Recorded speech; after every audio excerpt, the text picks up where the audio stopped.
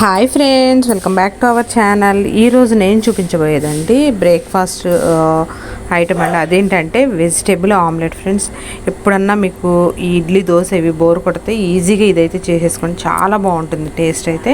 So ముందుగా ఒక గిన్నె తీసుకొని నేను సన్నగా చాప్ చేసుకున్నటువంటి క్యాబేజ్ అండి.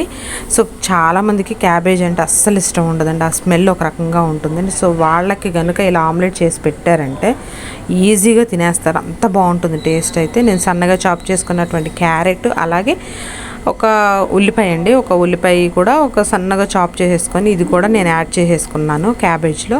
సో మొత్తం ఈ విధంగా మొత్తం అంతా కలిసేలాగా మనకి వెజ్జీస్ అన్నీ కూడా మొత్తం అన్నీ కూడా కలిపేసుకోండి. దీనిలో ఇప్పుడు గ్రీన్ చిల్లీ అండి, సన్నగా చాప్ చేసుకున్నటువంటి గ్రీన్ చిల్లీ, అలాగే దీనిలో సన్నగా చాప్ చేసుకున్నటువంటి కరివేపాకు, కొత్తిమీర కూడా యాడ్ చేశాను. అదే చెప్పాను కదండి వెజిటేబుల్ ఆమ్లెట్ అని.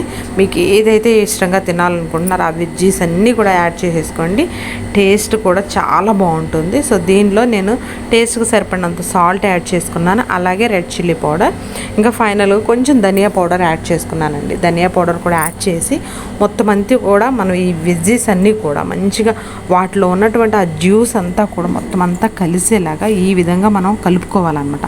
అప్పుడు వాటిలో ఉన్నటువంటి ఈ మనకి ఆ సారం అంతా కూడా మనకి దిగి చాలా బాగుంటుంది అనమాట, ఆ ఫ్లేవర్స్ అన్నీ దిగి. సో ఇప్పుడు నేను ఒక 3 eggs తీసుకుంటున్నాను. సో మీరు కొంచెం ఇంకా ఎగ్ ఎక్కువ కావాలనుకుంటే ఇంకో ఎగ్ ఎక్స్ట్రా అయినా తీసుకోవచ్చు. నేను తీసుకున్న క్వాంటిటీకి అయితే 3 eggs అయితే సరిపోతుంది.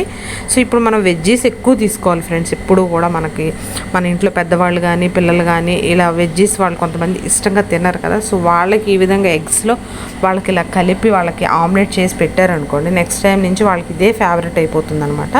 సో ఇలా కలుపుకున్న తర్వాత ఒక బాండీలో కొంచెం ఆయిల్ అనేది, దీనికి ఆయిల్ కూడా ఎక్కువ పట్టదండి, జస్ట్ ఒక మొత్తం నేను తీసుకున్న క్వాంటిటీకి నాకు 4 ఆమ్లెట్స్ అయిపోయినాయి అనమాట. సో ఇద్దరికైతే కంపల్సరీగా సరిపోతాయి. సో నేను ఈ 4 ఆమ్లెట్స్కి 2 tablespoons ఆయిల్ మాత్రమే యాడ్ చేశాను అనమాట. సో ఆయిల్ కూడా చాలా లెస్ అండి. సో ఆయిల్ హీట్ అయిన తర్వాత మనకి రెగ్యులర్ ఆమ్లెట్ ఏ విధంగా మనం వేసుకుంటున్నాము, మీ ఏ సైజు కావాలనుకుంటే ఆ సైజు అలా వేసుకొని ఒక మీడియం ఫ్లేమ్ మీద, ఎందుకంటే మనం వెజ్జెస్ అన్నీ పచ్చివి యాడ్ చేసాం కాబట్టి మీడియం ఫ్లేమ్లో ఒక 3 to 4 minutes అంతే, అంతకన్నా ఎక్కువ అవసరం లేదండి. సో జస్ట్ అట్లా మనకి ఒకవైపు ఫ్రై అయిన తర్వాత జస్ట్ అలా కొంచెం స్లోగా ఫ్లిప్ చేసుకొని నెక్స్ట్ సెకండ్ మరొక వైపు కూడా కాల్ చేసుకున్నారనుకోండి, ఇదిగోండి కలర్ఫుల్ వెజిటేబుల్ ఆమ్లెట్ అనేది రెడీ అయిపోయింది. సో ఈజీగా తినేస్తారండి పిల్లలు అయితే. కెచప్ వేసేసి ఇలా వెజ్జీస్ అస్సలు తినను అని మారం చేసే పిల్లలు కూడా ఈ విధంగా చేసి పెట్టారనుకోండి, శుభ్రంగా తినేస్తారు.